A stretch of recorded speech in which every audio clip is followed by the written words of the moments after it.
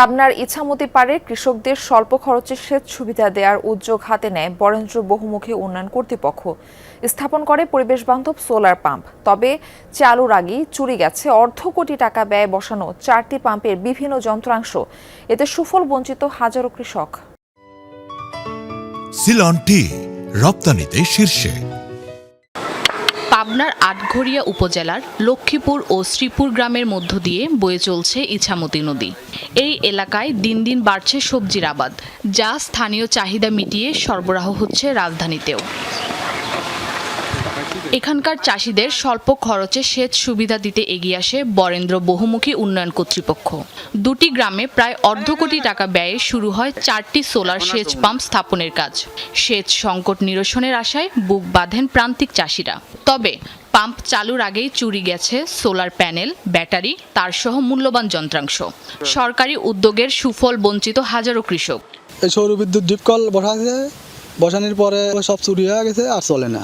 চালু হইলে পরে কৃষকের সুবিধা আছে, ধরেন সেচ টাচ দিলে পরে আমাদের অল্প টাকা মাখা লাগে। আশপাশের যত কৃষক কিংবা ফসলি জমি আছে সেখানকার মানুষ নিজস্ব পাম্প অথবা স্যালো পাম্প দিয়ে পানি তুলে নিজের জমিতে দেয়, যার কারণে তাদের তেলের দাম এবং খরচ দিয়ে মেলা টাকা জমি পেতে দিতে হয়। দেখভালের জন্য লোক না থাকা ও একেবারে নির্জন স্থানে পাম্প স্থাপন করে এমন পরিস্থিতি তৈরি হয়েছে বলছেন স্থানীয়রা।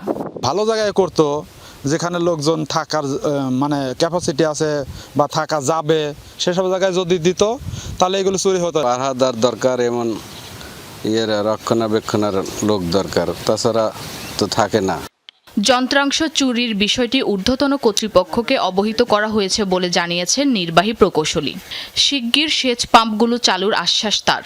ইতিমধ্যে আমরা এটা একটা ইনভেন্টরি লিস্ট করেছি, করে আমাদের সদর দপ্তরকে জানিয়েছে। সদর দপ্তর একটা টিম পাঠাবে বলে তারা মানে প্রতিশ্রুতি দিয়েছেন, এবং আমরা আশা করছি যে আগামী ইরিবুর মৌসুমের পূর্বেই আমরা এলএলপিগুলো চালু করে কৃষকের উপকারে আনতে পারবো।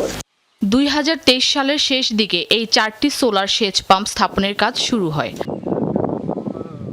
তাসমিয়া বিনতে আলম অরিন, যমুনা নিউজ।